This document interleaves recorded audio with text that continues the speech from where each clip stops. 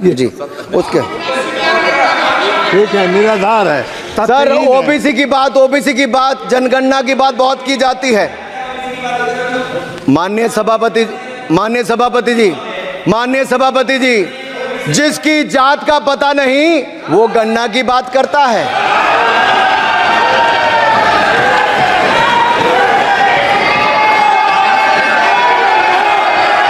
जिसकी जात का पता नहीं वो गणना की बात करता है।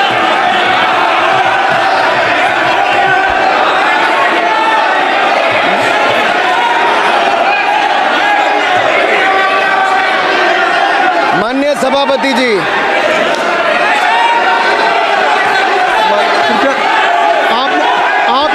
आपने जो आप बैठ जाए। माननीय अखिलेश जी, आपने जो बात उठाई है मैं उसको दिखवा लूँगा। मैं आपकी बात को ले रहा हूँ। उन्होंने जो बात कही है, आप जो विरोध कर रहे हैं मैं उसको दिखवा लूँगा। आपने जो बात कही उसको मैं दिखवा लूँगा। अनुराग जी, माननीय सभापति जी, कृपया आप लोग बैठ जाएं। आप बैठ जाएं। अच्छा, आप बैठ जाएं। आप बैठ जाएं। ठीक है। गौरव जी,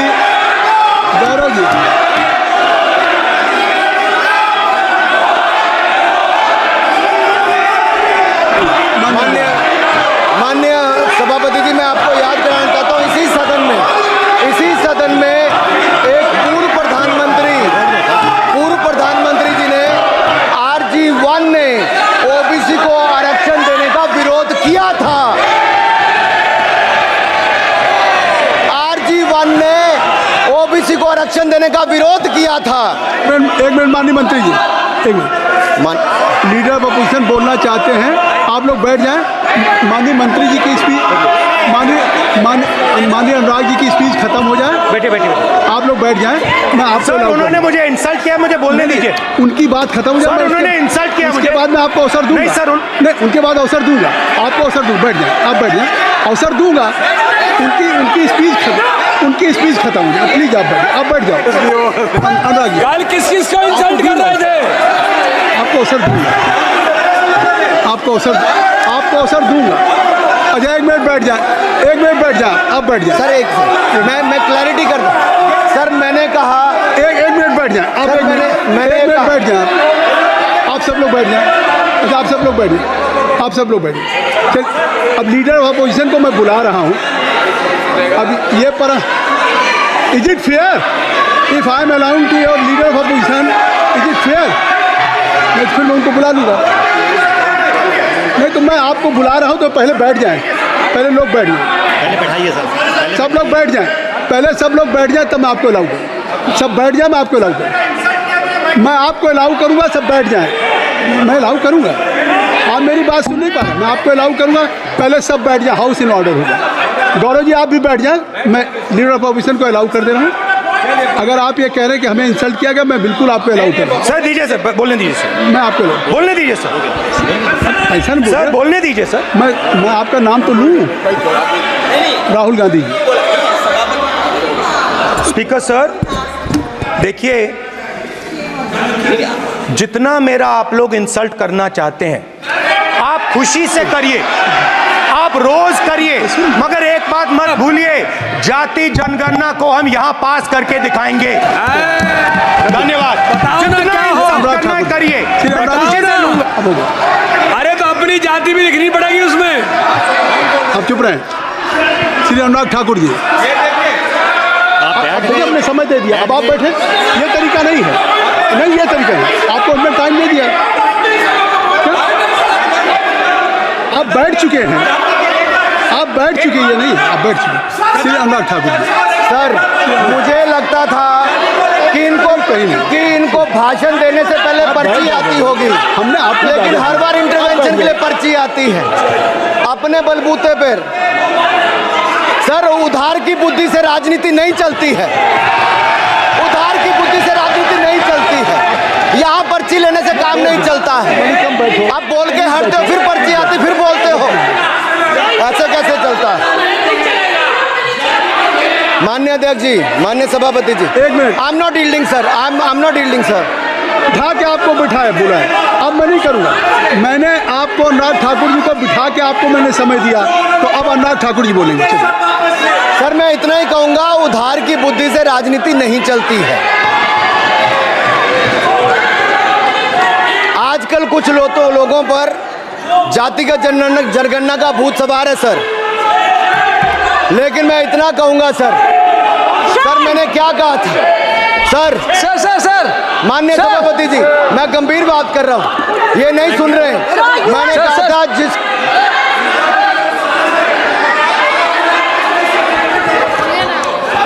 ठाकुर टैगोर प्लीज, माननीय सभापति ji, I have already given an माननीय सभापति अपॉर्चुनिटी जी, टू राहुल गांधी जी। राहुल गांधी जी अपने ही हैज एक्सप्रेस हिज फीलिंग जो उनको था। नहीं आप दल से बाहर आ जाए, कृपया आप दल से आ जाएं, फिर मैं उनको फिर समय दे दूंगा, जी सर मैंने कहा था कि जिसको जात का पता नहीं वो गन्ना की बात करता है। मैंने नाम किसी का नहीं लिया था सर, नाम तो किसी का नहीं लिया था,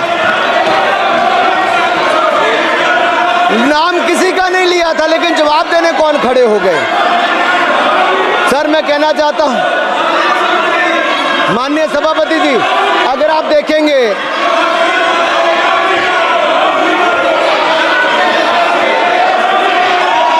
मैंने अनुराग जी को बिठा के मैंने माननीय राहुल गांधी को समय दिया, मैंने अनुराग ठाकुर जी को बिठा के, तो कृपया आप लोग जब एलओपी को टाइम मिल गया तो आप सदन में व्यवधान नहीं। अब फिर बोलना चाहते हैं आप, खड़े हो जाइए, आप फिर बोलना चाहते हैं, खड़े हो जाइए, चलिए खड़े हो, आप लोग जाइए बिल से बाहर।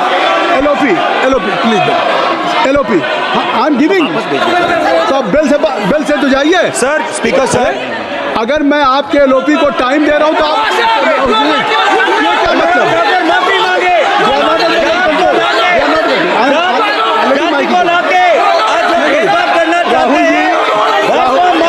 राहुल गांधी जी, हमने आपको समय दिया, अपने मेंबर से कहिए कि बैठे तब तो आप बोलेंगे, बैठिए तब तो बोलेंगे भाई। राहुल गांधी जी कह रहे तब तो आप अंदर आइए, हाईवे सबको ले जाइए प्लीज। सर माइक लीजिए सर, एक मिनट माइक मिल जाएगा आपको, माइक मिल जाएगा, बेल खाली कर दीजिए।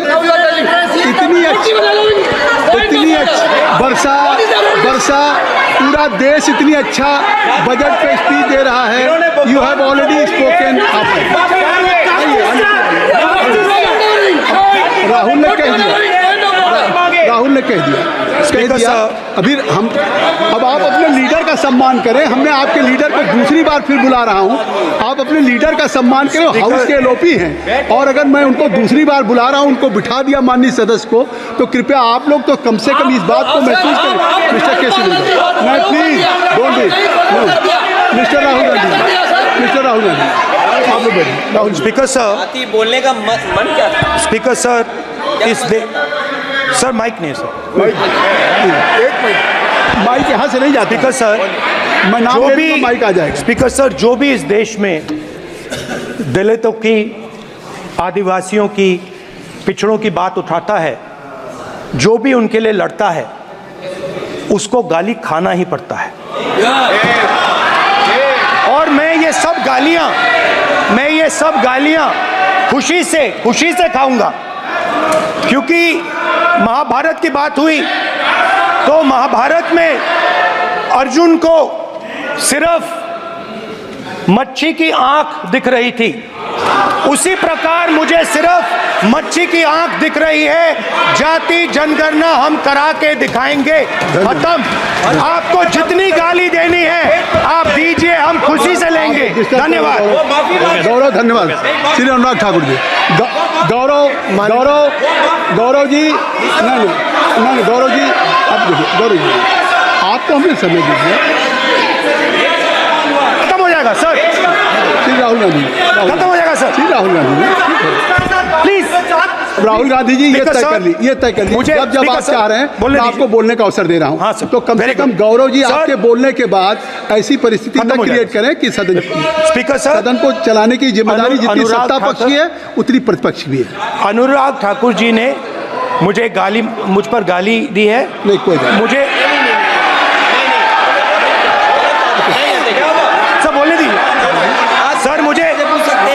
बोल लें। हाँ, बोल सर रहे हैं, जाति का पूछ सकते हैं। अनुराग ठाकुर जी ने मुझे इंसल्ट किया है, मगर मैं अनुराग ठाकुर जी से कोई माफ़ी नहीं चाहता हूं। मुझे कोई माफ़ी की ज़रूरत नहीं है।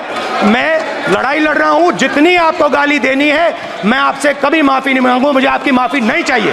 राहुल गांधी जी, मैं चेयर पे हूँ और चेयर का काम है कि अगर कहीं भी कोई असंसदीय या किसी को गाली दी गई तो मैं उसको देखूंगा, मैं उसको कार्रवाई निकालूंगा, मिस्टर के उसको निकलवाऊंगा। ठीक है, आप नहीं कर रहे हैं, लेकिन अगर दी है तो मैं उसको कार्रवाई का हिस्सा दिखवा के उसको स्पंज करूँगा। आपने कर दिया।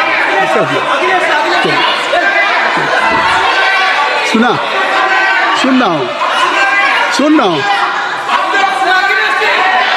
रहा हूँ मैं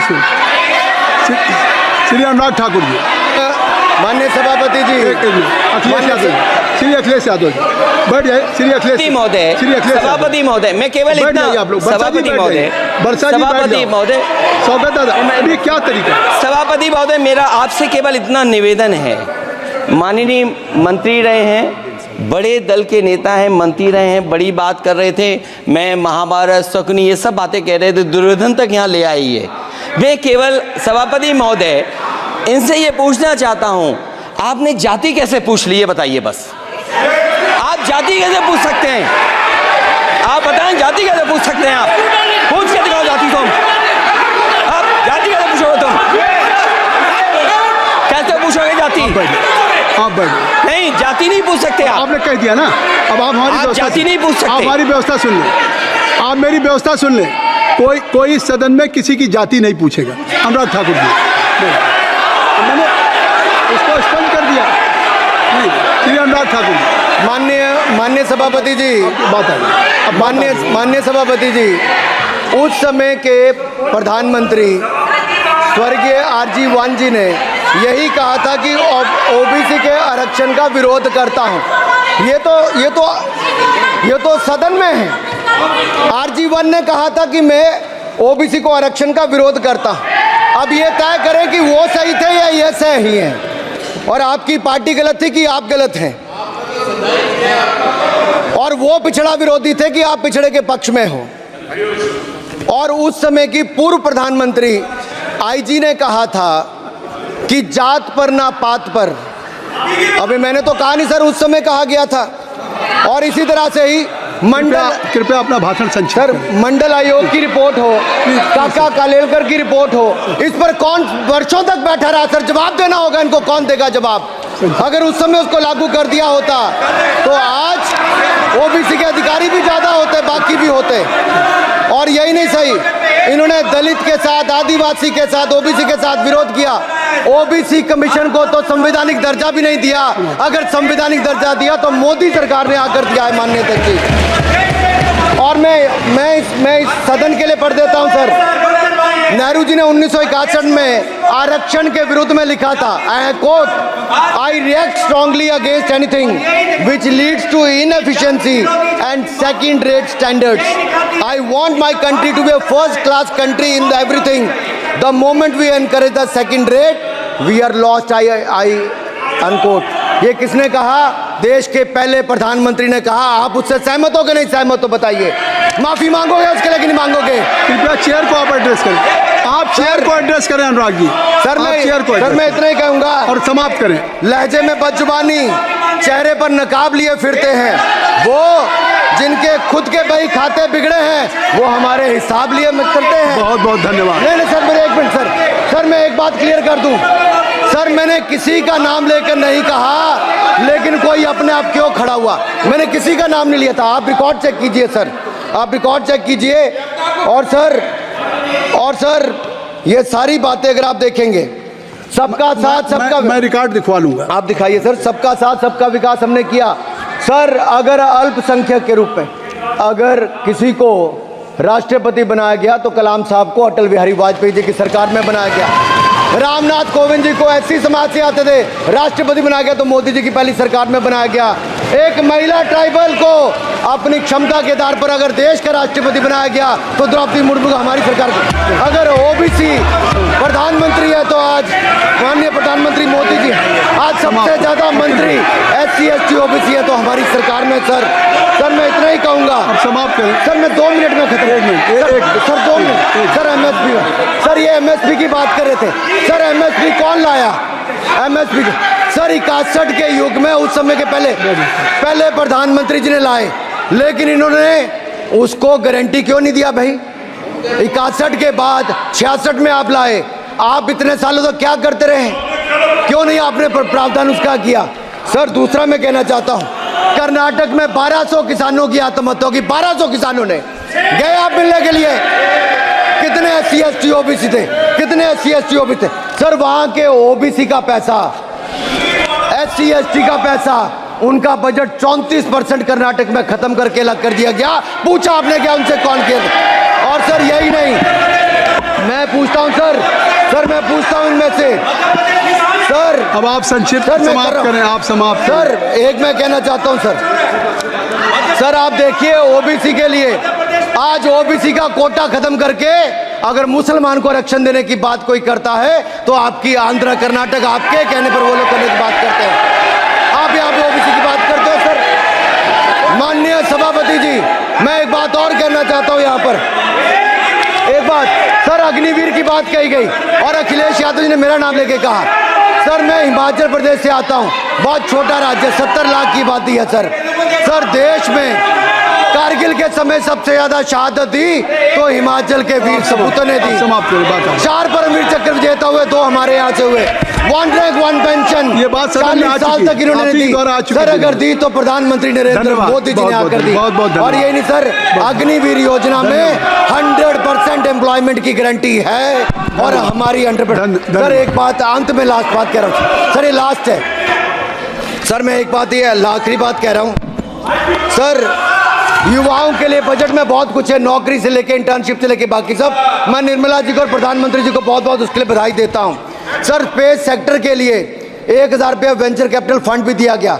सर जिस देश में स्पेस के नाम पर शायद बहुत कम कुछ दिखता था, आज चंद्रयान मिशन की सफलता के कारण दुनिया का पहला देश भारत बना है। सर यही नहीं सर, इनके समय हेमराज का गला रेत कर ले गए थे, वापस नहीं लाए थे। हमने सर्जिकल स्ट्राइक करके अपनी सेना को मजबूत किया सर। डॉक्टर प्रदीप, स्टार्टअप में सर हम नंबर 1 बने।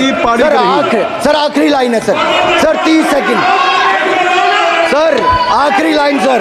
ये कहते हैं देश में डर का माहौल। सर मैं इतना ही कहूंगा, डर का माहौल है अपराधियों में, डर का माहौल है भ्रष्टाचारियों में, डर का और भय का माहौल है देशद्रोहियों में, अधर्मियों में, कुकर्मियों में, और सबसे ज्यादा डर का माहौल है देश के दुश्मनों में सर, देश के दुश्मनों में।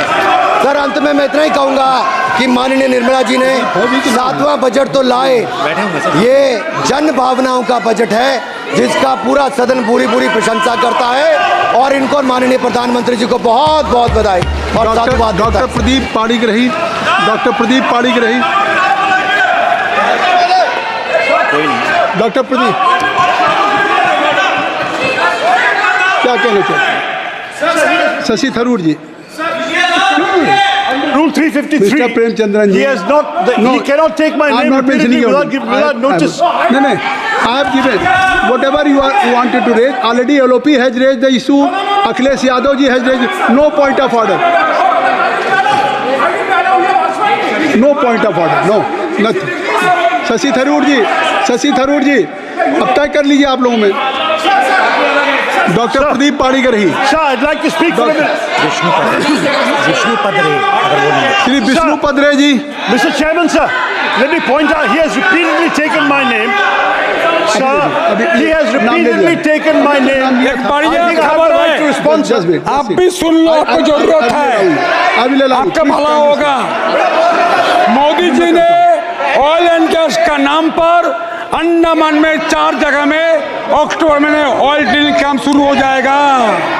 ये मोदी जी वो नहीं है। चलिए। नंबर 2 भाई प्रदीप किसने बेचा था सर? भाई प्रदीप मिर्जापुरी इम्पल का राजा लोग आए थे, चेन गैंग बना के जेल बनाया था भाई प्रदीप। इस पार्टी ने भाई प्रदीप बेचा था कैसीनो का नाम पर, जुआ खेलने के नाम पर बचाया था। मैं विष्णु राय एंटनी माफी मांगा था, भाई प्रदीप बेचा था इन लोगों ने। उसका माताजी ने बना था बफर जोन चारों रिजर्व अंडमान निकोबार जी। देखो क्या बना है, क्या बनाया मोदी, आपने क्या बनाया। जय हिंद, भारत माता की जय। Doctor Pradeep पाड़ीकर he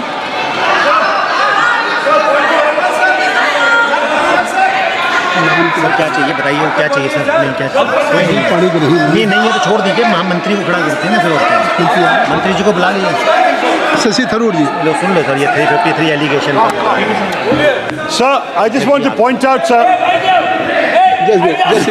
that under rule 353, the honourable member has no business taking my name repeatedly without providing notice, sir. And the notice was not given.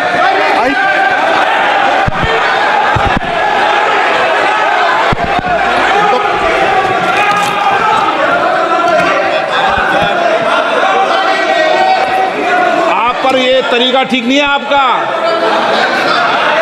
ऐसा नहीं है। बोलिए क्या पॉइंट ऑफ ऑर्डर है, नंबर बताइए पॉइंट ऑफ ऑर्डर का। Point 353, sir. 353 He has पढ़ूं दोबारा। repeatedly taken my सुनो, name without notice. अब आप लोग 352 और 353 को पढ़ी लो आज।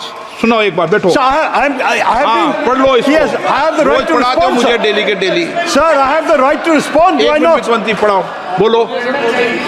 The gentleman has repeatedly taken my name and quoted me. I mean, I should be grateful that he has revived the 35-year-old book of mine, which he has quoted extensively, The Great Indian Novel, published in 1989, which is a satirical novel, which unfortunately the gentleman has missed the satire. I do want to point out, sir, that the fact is that we have recently fought the elections of 2024 and not the elections of 1989. So that's the first point, is to understand the context in which this has been written.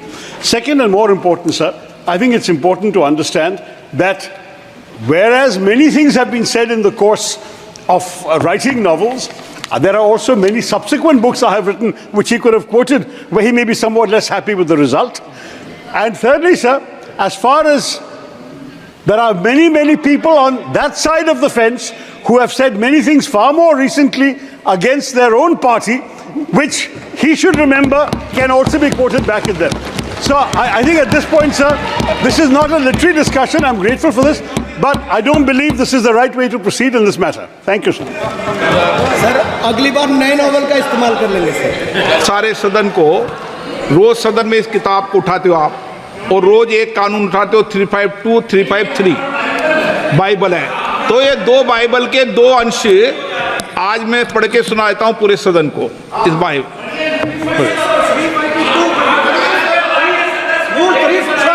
I was raising a point of order at the time of the debate made by Sri Anurag Singh Thakur ji, and the chair has assured me that I will give an opportunity.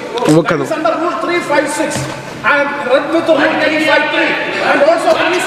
एक minute. Sir, one second. What is the purpose of the point of order? When a debate, there is no right. आपको मैंने allow नहीं किया। Allow करो। नहीं, एक Premchandra ji, please माननीय वित्त मंत्री जी, प्लीज बेटे नहीं।